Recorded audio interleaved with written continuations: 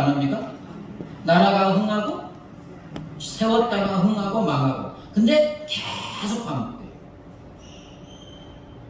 역사학자 리드는 사람은 자기 출처, 자기가 이제 출생한 것, 출처의 역사적 배경과 기원에 대한 지식을 소유할 때 비로소 사람답게 사람으로서 성장한다.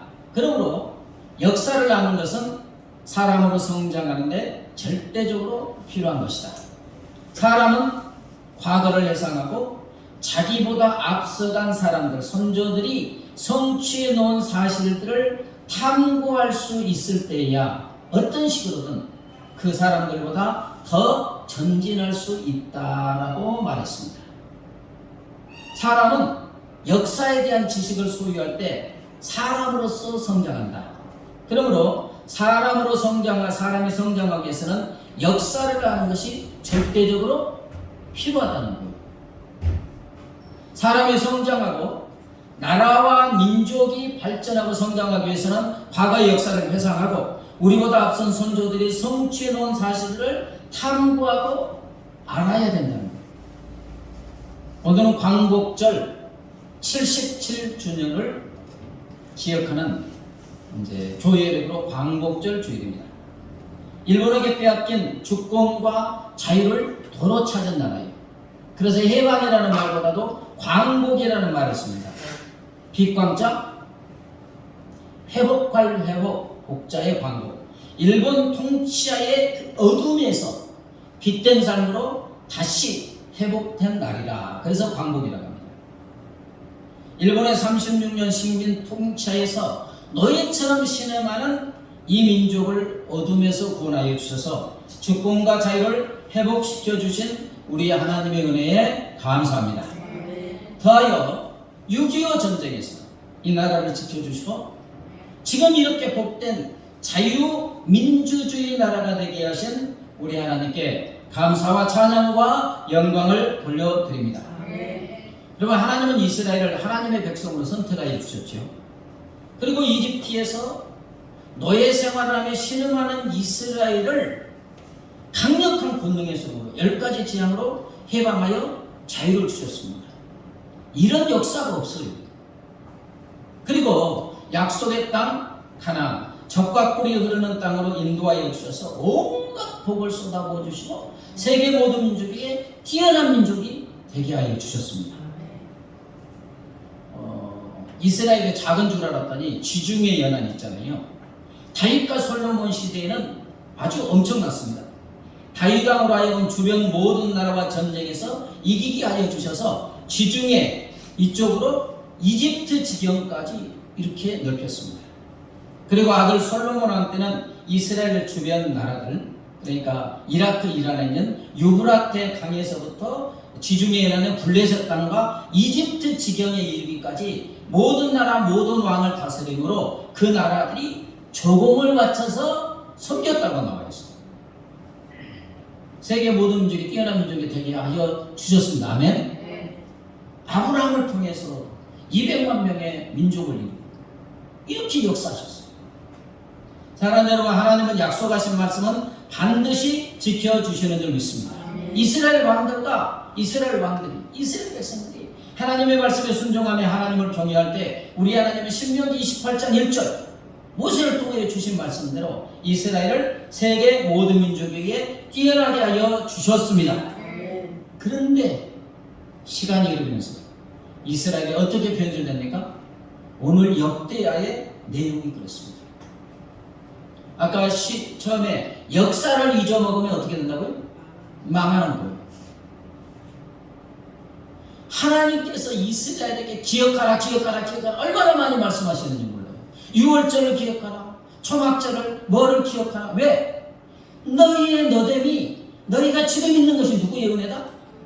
이 은혜 잊어먹으면 망한다는 거예요. 그래서 기억하라는 거예요. 그러나 번성하니까, 먹고 살만하니까, 세계 모든 민족의 뛰어난 민족이 되니까 솔로몬 왕 때는 은을 귀하게 여기지 않았습니다.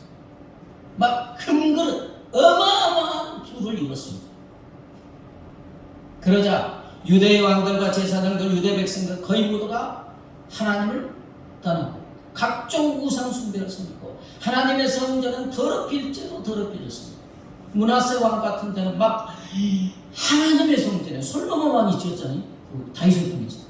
금빛 찬란한 솔로몬 성전에 온갖 우상들을 세워놨어요. 사람이 하나님을 믿다가 떠나면 가장 악한 자들이 됩니다. 이 모든 것을 안타깝게 보신 사랑이 많으신 하나님은 계속 선지자들을 보내주죠. 그게 선지서예요. 이사야, 예레미야, 17명의 선지자, 소선지자, 또 대선지자. 그 선지자 끊임없이 보냈습니다. 경고합니다. 그러나 그들은 하나님의 예언자들을 비웃고 핍박하고 죽이고 한 귀로 듣고 한 귀로 모르고 이제 죄악이 여기까지 찼어요. 그 성경을 읽어보면 예루살렘과 온 성전이 막 피가 남자있다고 했어요. 얼마나 많이 악했는지. 마침내 하나님께서 바벨론 왕을 보내셔서 이제 징계를 하시는데 남자, 여자, 젊은 사람, 노인, 병자, 임신한 자 가차없습니다. 그리고 하나님의 성전이 그 금빛 찬란한 솔로몬 성전이 완전히 잿더미가 되고 왕궁도 불에 타고 예루살렘 성벽은 다 무너지고 예루살렘에 값진 것들 그렇게도 하나님보다 더 의지했던 것들은 다 빼앗기고 파괴되고 불에 탑니다. 그리고 느부갓네살은 사랑하는 백성들을 바벨론으로 포로로 사로잡아가서 노예 삼죠. 언제까지? 바벨론이 망하고 페르시아 왕국이 바벨론을 물리칠 때까지 70년간 노예로 삽니다. 우리는 일본한테 몇 년 동안 식민 통치 당했어요? 36년. 끌려간 게 아니라 우리나라에서. 근데 이스라엘 전국이 초토화가 됐어요. 그리고 이 양반이 바벨론으로 끌려가서 36년도 아니고 70년간 노예 생활.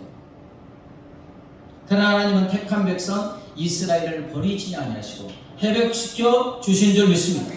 바벨론이 망하고 바로 이제 페르시아 대국이 되었을 때 하나님은 선지자 예레미야를 통하여 예언하신 말씀을 이루십니다.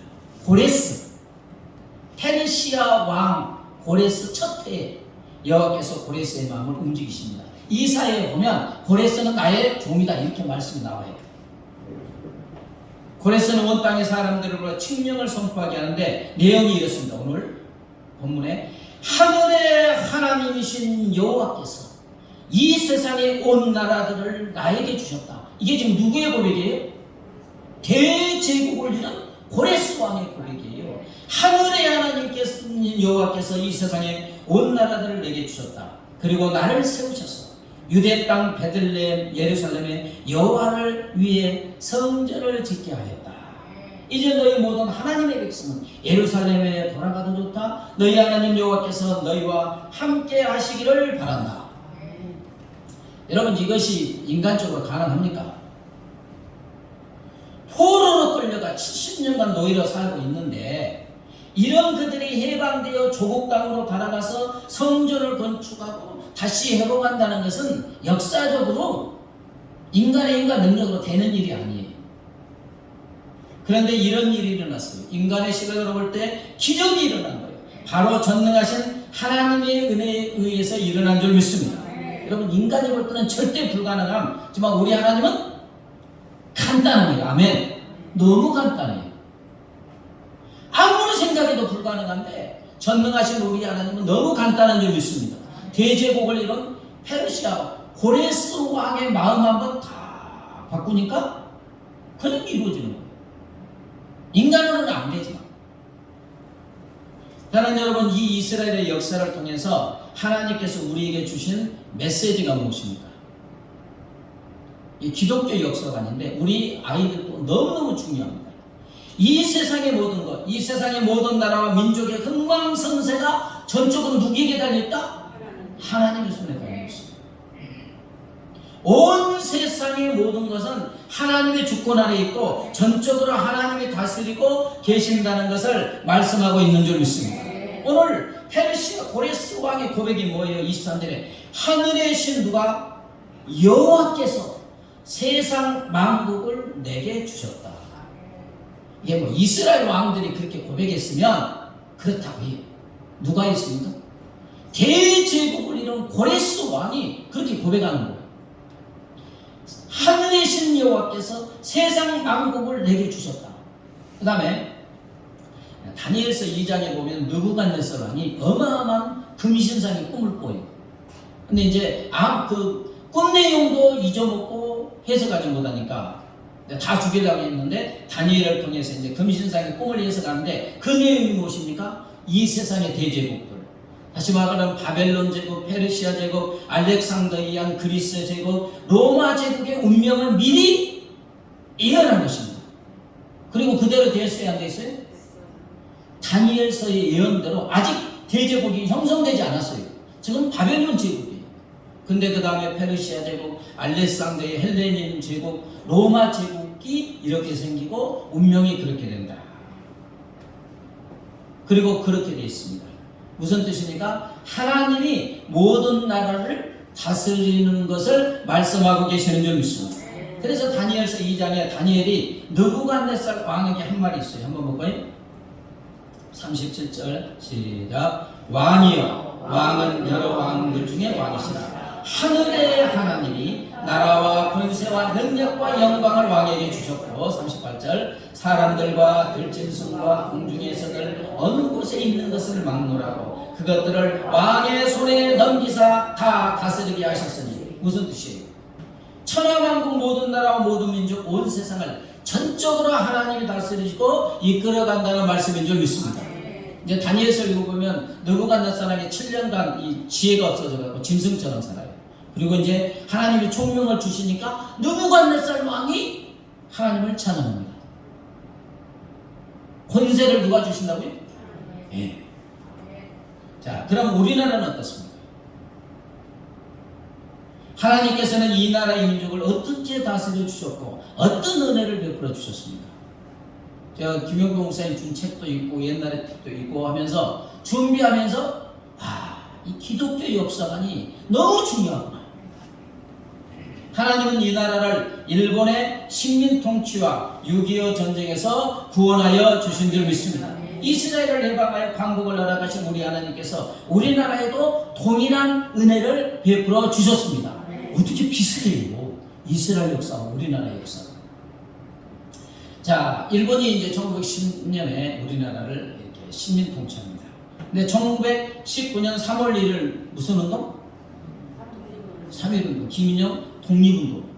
그런데 1년 전에부터 하나님이 예비하시는데 1918년 미국의 윌슨 대통령 그 예화를 읽어보면 굉장히 가난했는데 이제 엄마의 그 기도와 헌신으로 막 수석 졸업하고 막 이런 내용이 나와요. 그러면서 하나님과 어머니께 감사한다.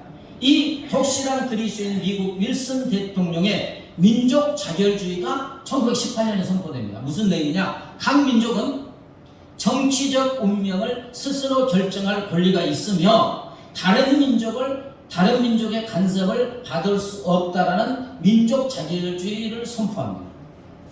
근데 이때 미국에서 외교로 우리나라 독립을 위하여 애쓰고 있던 사람이 누굽니까? 이승만 대통령입니다. 아주 탁월하죠.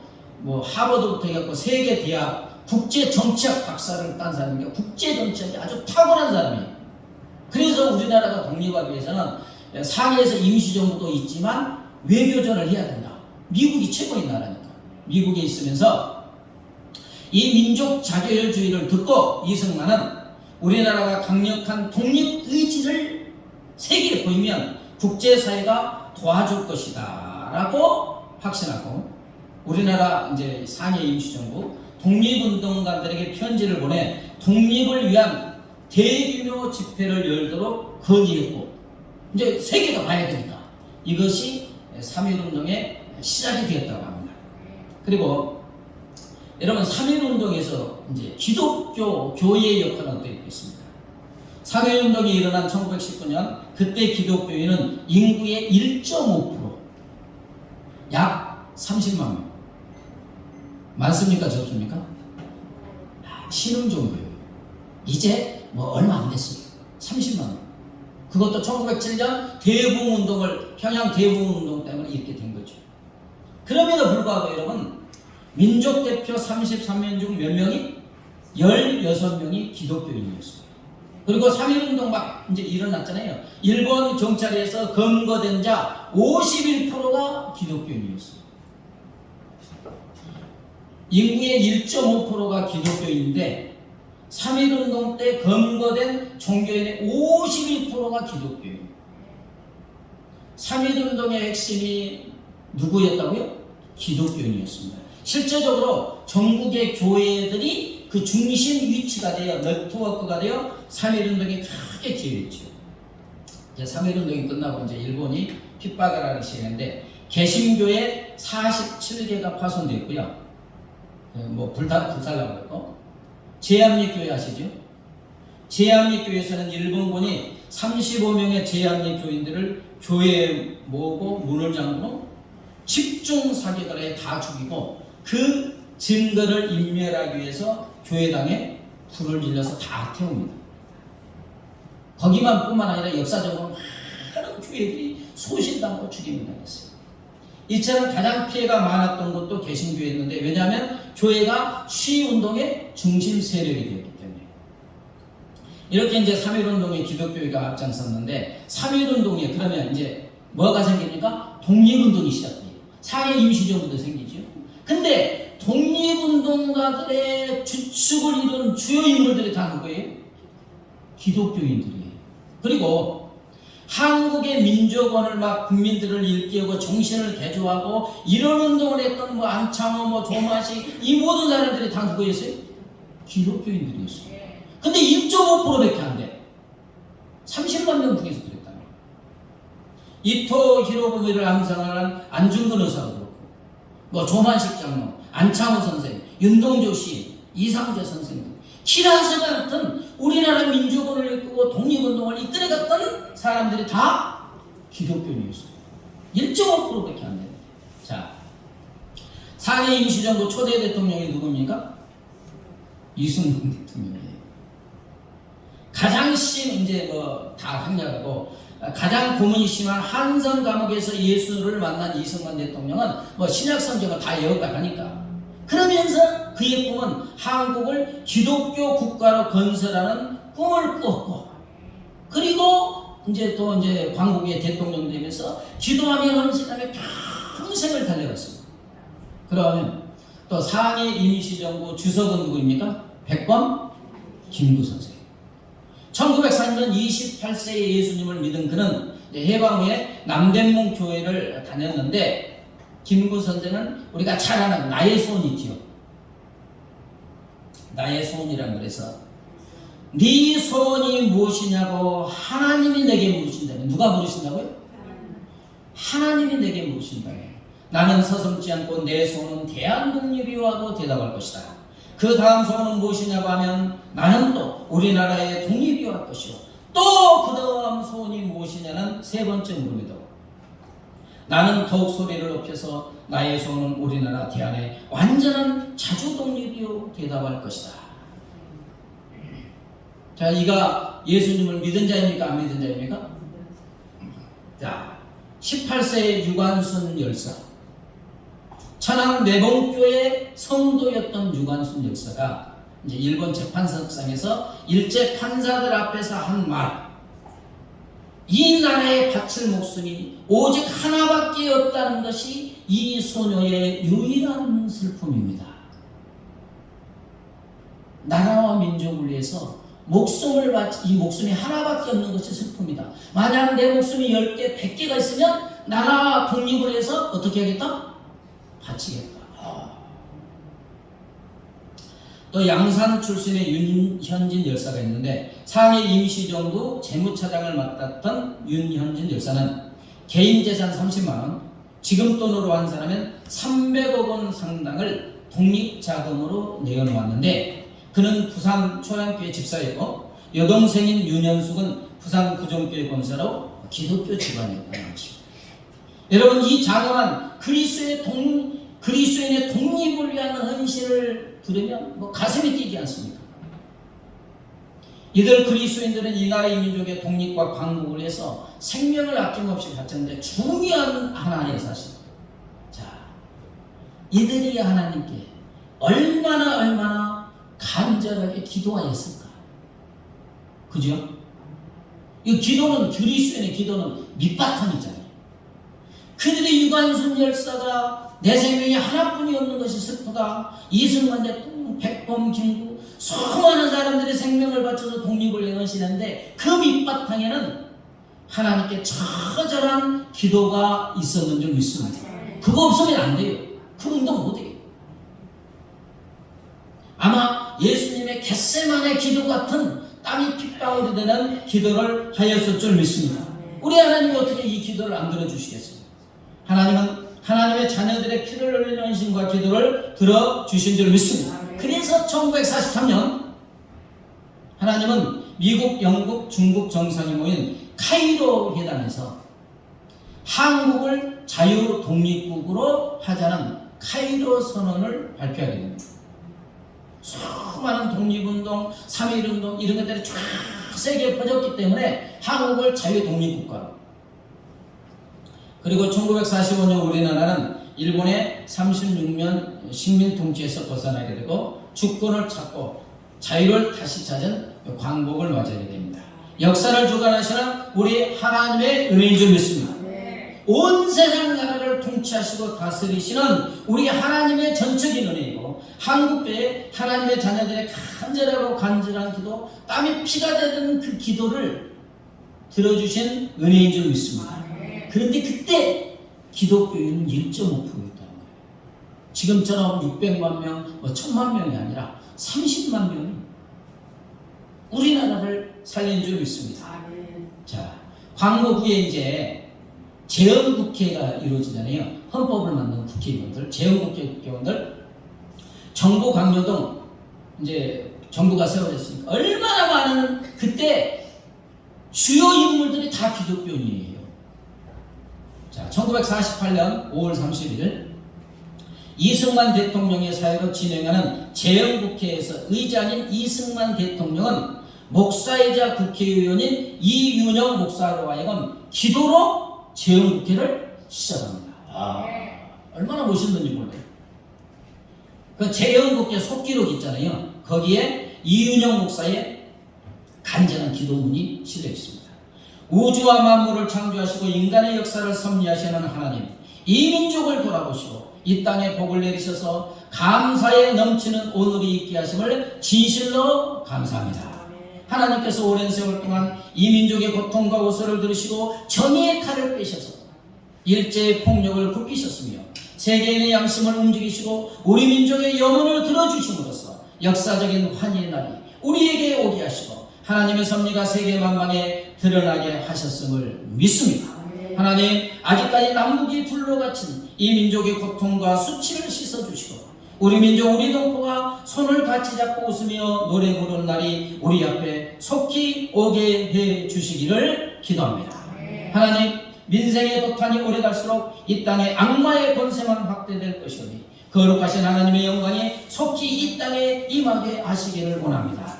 우리에게 독립을 주신 하나님, 이제는 남북의 통일을 주시고 또한 민생의 복락과 아울러 세계 평화를 허락해 주시기를 원합니다. 우리 주 예수 그리스도의 이름으로 기도합니다. 재헌국회 시작이 기도로 시작되는 거예요. 자, 그런데 광복 후에 이제 5년간 공산주의, 민주주의, 극심한 혼란의 기간을 거치죠. 우리나라가 공산화될 정도로 막 극심한 공산주의 사상과 민주주의 사상 이렇게. 그러다 이제 철저한 반공주의자인 이승만 대통령에 의해서 이제 그들이 이제 척결됩니다. 그리고 극심한 혼란을 거쳐서 6.25 전쟁이 발발했습니다. 여러분, 이때도 하나님은 어떻게 이 나라를 구원해 주셨습니까? 6.25 전쟁은 압도적인 군사력을 앞세운 북한군의 남침으로 6월 25일 새벽에 시작됐는데 그때 우리나라 아무것도 없었어요. 북한군의 기습 남침으로 4일 만에 대한민국 국군은 한 8만 명 되었는가 봐요. 절반가량은 44,000명이 전사 또는 포로가 되어 있어. 막 탱크로 밀고 들어오는데 비행기 안 돼도 없잖아요. 막 그냥 화약병 갖고 탱크에 뛰어드니까.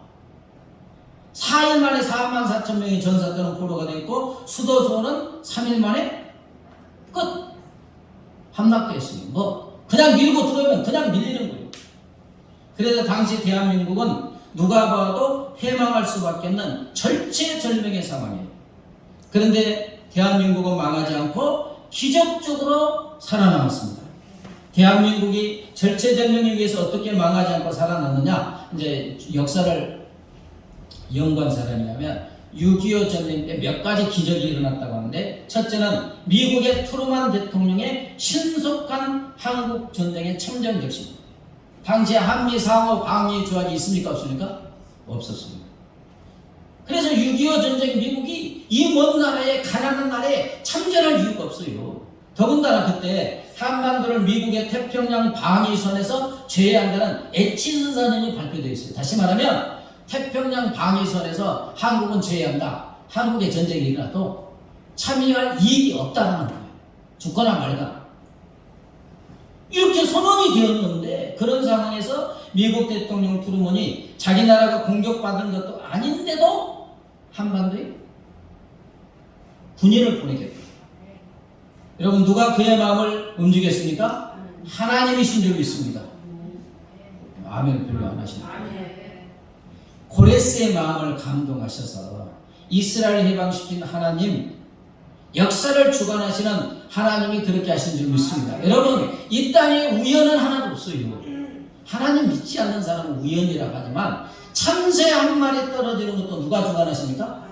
그런데 미국이 참전해서 얼마나 많이 죽었는데, 트루먼 대통령이 에치슨 선언에도 불구하고 참전하기로 결심한 것이 하나님의 감동인 줄 믿습니다. 둘째는 우리가 잘 알듯이 유엔 안전보장 이사에서 이제 유엔군을 창설해 참석해야 되는데, 이 결의할 때 누가 불참했다고요? 소련 대표가 불참했습니다. 6.25 전쟁을 둘러싼 미스터리 중 하나는 전쟁이 발발한 이틀 후 1950년 6월 27일 유엔 이제 안전보장 이사회가 하면서 소련 대표가 불참하여 유엔군 파병안에 거부권을 행사하지 않은 거예요. 이제 유엔 안전보장에서 상임이사부 5개가 있잖아요. 한 나라만 반대하면 유엔군이 창설이 안 되는 거예요. 파병할 수가 없어요. 근데 어떻게 된 일인지, 소련이 지금 뒤에서 사주하여 6.25 전쟁이 일어난 거잖아요. 그런데 불참했어요. 여러분, 만약 소련 대표가 참석하여 거부권을 행사했다면 이제 유엔군이 참여하지 못하는데, 불참하여 유엔군이 창설됐는데, 자, 군인을 보낸 나라가 몇 개국? 16개국, 의료 지원 5개국, 물자 지원 39개국, 전후복구 7개국, 모두 67개국의 지원을 받게 돼요. 그런데 이제 유엔이 이제 창설됐잖아요. 세계 전쟁 역사에 한 국가를 위해서 67개국이 참전한 역사는 기네스북에 올릴 만큼 유례를 찾아볼 수 없었습니다. 아멘. 이때는 아멘 하셔야지. 그리고 어느 나라의 전쟁이 일어날 때 유엔군이 참전한 적이 이제 유엔이 생긴 게 있습니까 없습니까? 미국 등 뭐 유럽 여러 나라가 합쳐서 이렇게 참여할 수 있는 유엔군은 안 돼요. 왜냐하면 중국과 러시아가 거부권을 행사하기 때문에 유엔군 창설이 안 돼요. 근데 유일하게 어떤 나라? 우리나라. 그것도 몇 개국? 67개국이 지원한 거예요. 아멘. 기네스북에 오르는 거예요. 미국은 3년 1개월 동안 연인원 178만 명이 참전했습니다. 우리나라 뭐 볼 게 있다고. 가장 가난합니다. 뭐 실종 이런 거 부상 빼놓고 전사자만 54,246명. 우리나라와 관계도 없는데 어마어마한 인원이 미군이 죽었고, 더하여 6.25 전쟁 중에 미국이 부담한 비용은 총 670억 달러, 지금 돈으로 말하면 767조를 쏟아부은 거예요. 여러분, 유엔군이 참전하지 않았다면 우리나라는 공산국이 되었고 자유 대한민국은 지구상에서 없어졌습니다. 누가 역사하신 것입니까? 하나님이 역사하신 것입니다. 소련 내포가 불참한 이유에 대해서 여러 가지가 있지만 결론은 누가 역사했다? 하나님이 역사했어요. 참새 한 마리의 생명까지도 다스리신 우리 하나님이 역사하신 줄 믿습니다. 세 번째 기적은 북한 공산군이 3일 만에 서울을 점령한 후 약 일주일간 서울에서 머물러 있었대요. 그 이유는 뭐 여러 가지가 있지만 그때 김일성은 인민군이 남으로 침입하여 서울을 점령하기만 하면 남한의 각처에서 북공산 정권에 동조하는 공산주의자들이 막 데모와 공기가 일어나서 더 이상 싸우지 않아도 남한은 스스로 무너진다는 박헌영의 말을 듣고 서울에서 일주일을 기다렸다는 거예요. 서울만 점령하면 그냥 더 이상 쳐들어가지 않아도 막 공산주의자들이 일어나서 남한은 공산주의가 된다. 그러나 하나님은 그 5년간 누구를 통해서? 철저한 반공주의자, 이제 역사를 읽어보면 이승만 대통령을 통해서 이제 척결하죠. 그 일주일의 시간이 결국 미국민 유엔연합군이 한반도에 진입하는 시간을 만들어준 줄 믿습니다. 김일성의 판단처고 누가 역사한 것입니까? 하나님이 역사했습니다. 인간의 어떤 지혜와 전략 전술도 우리 하나님이 개입하시면 무용지물이 되는 줄 믿습니다. 전쟁은 누구에게 속해 있다? 네, 하나님. 또 하나 뺄 수 없는 기적이 바로 인천 상륙 작전입니다. 6.25 전쟁 후 40여일 만에 낙동강 이남인, 그죠? 대구, 부산, 마산 등의 몇몇 지역을 제외하고 전국토가 점령당했어요. 낙동강 그쪽, 부산 쪽. 이제 낙동강 전선 방어선만 뚫리면 대한민국은 영원히 지구상에서 사라지는 거예요. 그때 들어보면 이때 한국교회는 하나가 돼요. 이제 부산 쪽만 있으니까 부산 초량교회, 중앙교회, 항성교회, 광복교회, 그리고 경남 도청, 부산 구덕운동장, 해운대 백사장 등 여러 장소에서 이제 죽기 살기를 기도하는 거죠. 이제 거기 뚫리면 끝나니까. 특히 부산 초량교회에서는 전국에서 피난한 약 250명의 목회자와 장로들이 8월 말에서 9월 중순까지, 8월 말에서 언제까지? 9월 중순까지 약 2주간 국난국복을 해서 기도하는데 일본 때 신사참배한 거 회개하고 개인예제, 민족예제 막 회개하는데 초량교회 예배당 마룻바닥이 목사님과 장로님들의 눈물과 콧물로 완전히 범벅이 됐다. 비 오듯이 했다는 거예요. 그리고 그 기도회가 얼마나 간절하고 뜨거웠던지 기도회가 끝날 무렵 모두가 아주 기진맥진했다는 거예요. 예수님의 겟세마네 기도였죠. 자, 중요한 것은 그렇게 기도하고 울부짖은 후 9월 중순, 9월 15일 성공 확률은 5,000분의 1밖에 안 되는데 인천 상륙작전이 구체적인 거 보면 알겠지만 5,000분의 1밖에 되지 않는 유엔군의 인천 상륙작전이 이루어진 줄 믿습니다. 전쟁 역사의 길이 빛날 인천 상륙작전으로 이제 북한이 내려와서 이제 낙동강 전선에 있잖아요. 근데 인천 상륙작전 쫙 하니까 유엔군이 완전히 가운데 끌어버린 거잖아요. 이게 군수물자가 지원이 안 되니까. 도간에 등 쥐가 된 공산군은 혼비백산하여 퇴각하기 시작하고 전세는 역전되었고 9월 28일에 빼앗겼던 서울을 다시 찾게 됩니다. 그때 당시 총사령관이었던 메가더장은 아주 신실한 그리스도예요. 이승만 대통령이 서울을 돌려주면서 이런 신앙 고백을 했습니다. 오늘의 승리는 오직 하나님의 도심이 없었다면 불가능하였을 것입니다. 네. 유엔군 총사령 이승만 대통령도 메가더장은 이제 미국에 있을 때부터 친분이 있었습니다. 손을 잡으며 대한민국을 되찾게 도와주신 하나님께 감사드린다. 감격의 눈물을 흘렸습니다. 사랑하는 여러분, 이런 기적이 우연이겠습니까? 이 6.25 전쟁 때 한 가지 기적만 없었더라도 남한은 공산주의가 됐어요. 그러면 이런 기적이 연달아 일어났어요. 바로 나라와 민족 온 세상을 다스리시는 우리 하나님의 역사의 하심인 줄 믿습니다. 얼마나 많은 그리스도인들이 생명을 걸고 절체절명이니까 기도에 우리 하나님이 응답해 주신 줄 믿습니다. 그러나 이런 하나님의 은혜에도 불구하고 북태는 이제 전쟁으로 초토화가 됐고, 종전이 되었습니까? 휴전이 되었습니까? 휴전이 되었어요. 휴전은 언제든지 다시 전쟁이 발발할 수 있는 거예요.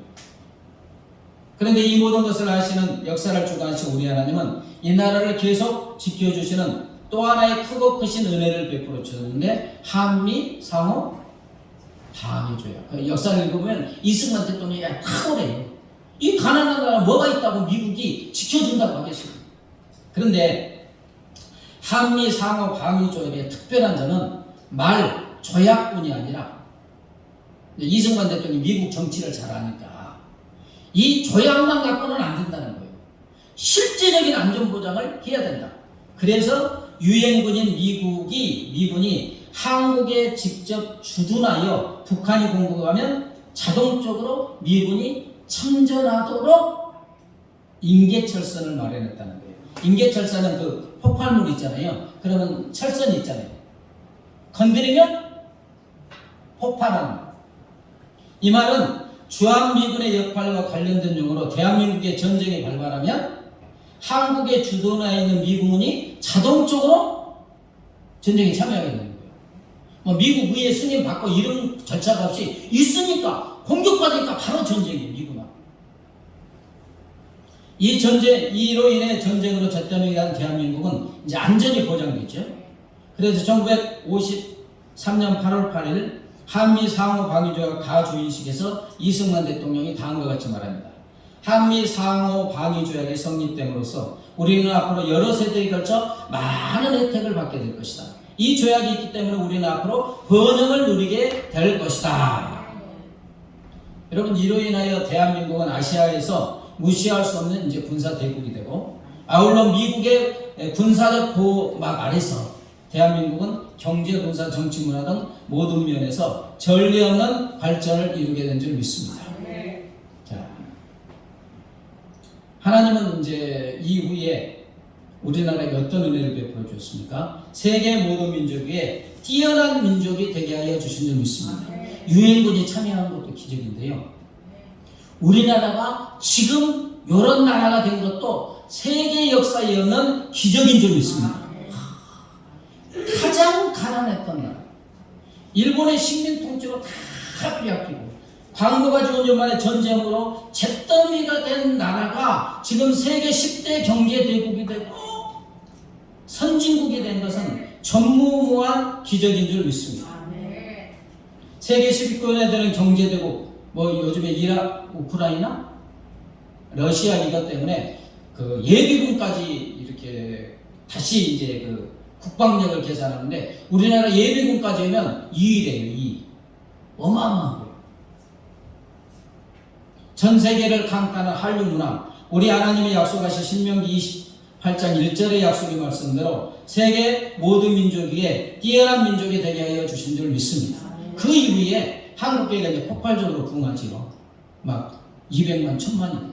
그때 저 어렸을 때 보면 조인기 목사님이면 저기 어디죠? 오산님?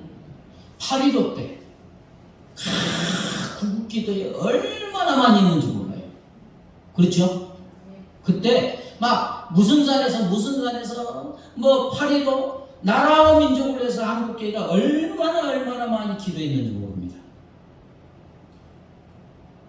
믿음의 선진들의 기도와 헌신, 말씀 순종에 우리 하나님이 약속의 말씀대로 세계 모든 민족이 뛰어난 민족이 되게 하여 주신 줄 믿습니다. 영국 킹스 칼리지 국제관계학 교수인 라먼 파체코 파르도 박사가 이런 말을 했습니다.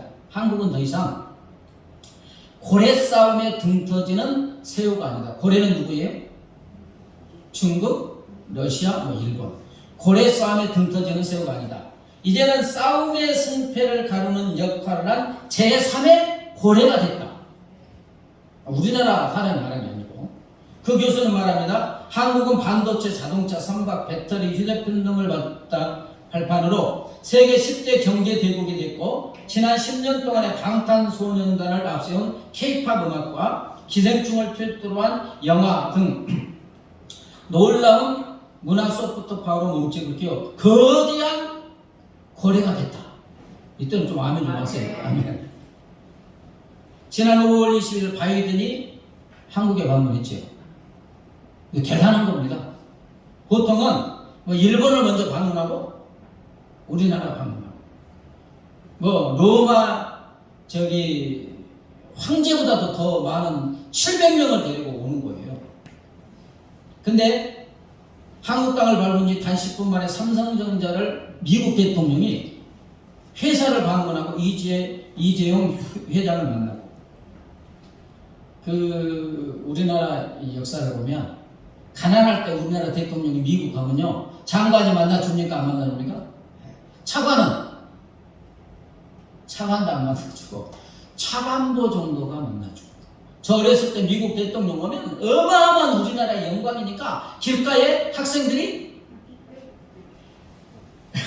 태극기 갖고요 환영했어요. 왜? 미국 대통령이 우리 가난한 나라 방문할 수가 없어요. 근데 방문하니까 너무 영광이라 해서 이렇게 했어요.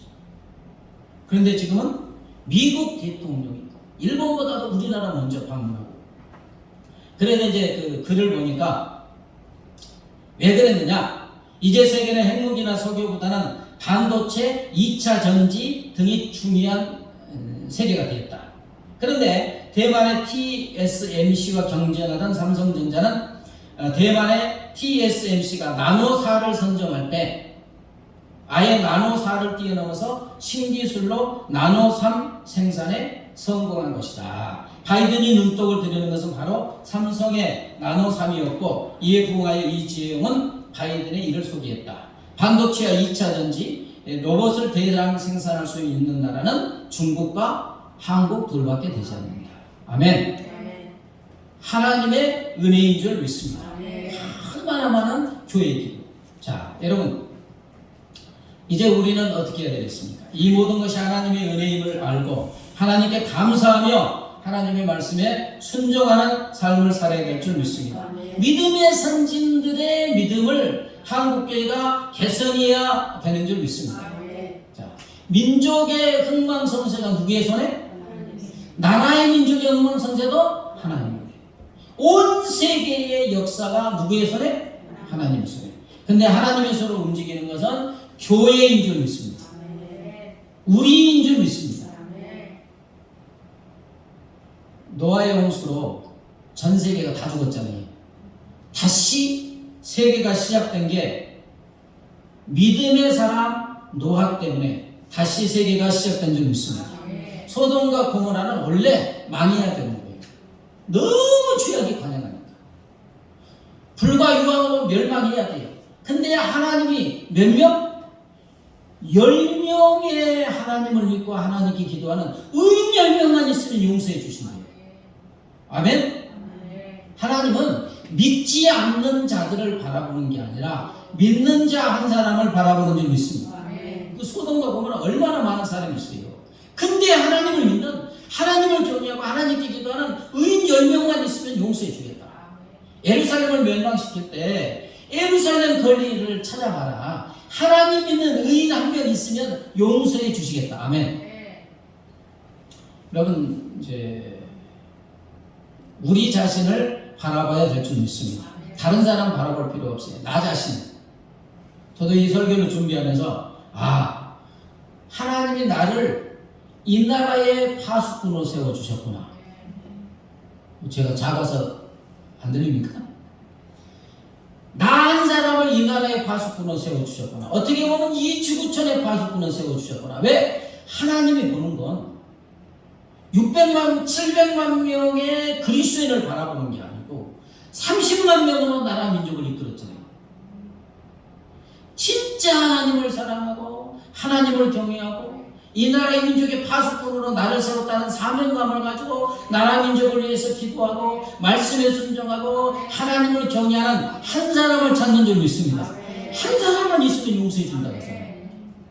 너 한 사람 때문에 세계가 다시 시작됐잖아요. 예루살렘 거리에 죄 짓는 사람 원래 망하게 돼 있지만 하나님을 경외하고 나라 민족의 죄를 나의 죄로 끌어안고 기도하는 파수꾼의 역할을 하는 한 사람을 찾는다는 거예요. 그 한 사람만 있으면 이 나라 이 민족이 다시 하나님의 은혜 중에 살 줄 믿습니다.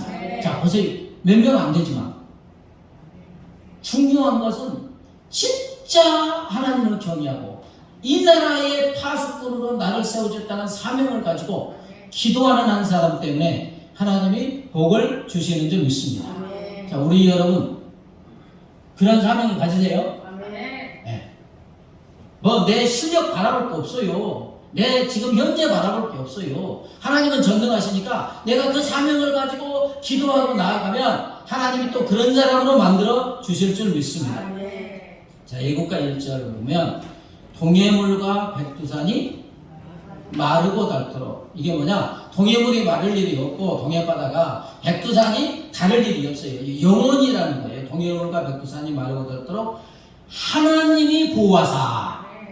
보호하사는 보살피어 도와주사 이런 뜻이에요. 하나님이 보호하사 우리나라 만세는 영원한 시간을 말해요. 무궁화 삼천리 와래강산 대한사람 대안으로 길이 보존하세. 이 작곡은 안희태가 있지만 작사는 누가 있겠습니까? 뭐 윤치호, 안창호 선생님들 뭐 예수 믿는 사람들이 했다고 하지만 그 김상환 목사님이 언제 설교를 들어보니까 남산 밑에 정동교회 있죠. 정동교회 목사님이 작사했대요. 근데 2절을 보면 남산 위에 저소나무 철갑을 두른 정동교회 바로 위가 남산교회. 그 남산입니다. 근데 요 작사자가 드러나면 애국가가 됩니까? 안 됩니까? 불교도 있고 뭐도 있고 안 되는 거예요. 그래서 작곡가는 있지만 작사가는 안 드러나게 하신 것 같아요. 근데 어떻습니까? 동해물과 백두산이 마르고 닳도록 하나님이 보호하사 우리나라 만세.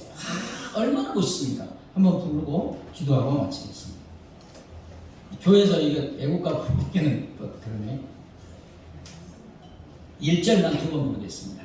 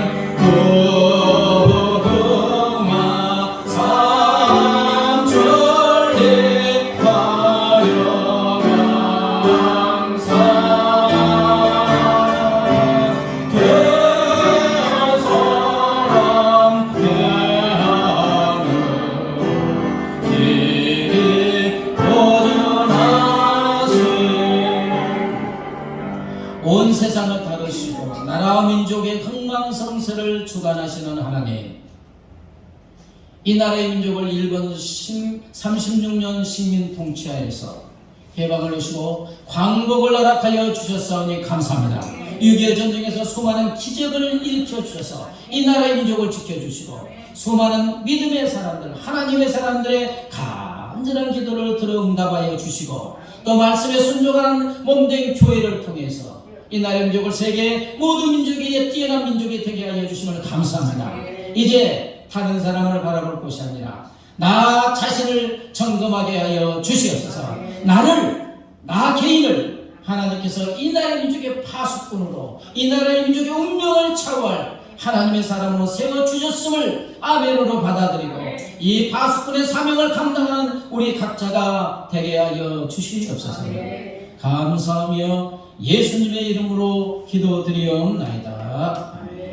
이제는 길이요 진리요 생명 되신 우리 주 예수 그리스도의 은혜와 독생성자를 십자가에 내어주신 하나님 아버지의 무한 광대하신 사랑과 영원히 우리 함께 하시는 성령 하나님의 교통하심과 인도하심과 보호하심이 이 나라 파수꾼으로 나를 세워주셨다는 사명을 가지고 파수꾼의 사명을 감당하러 결심하고 결단하는 사랑하는 주의 자녀들과 그 가정과 삶의 터전 위에 이제부터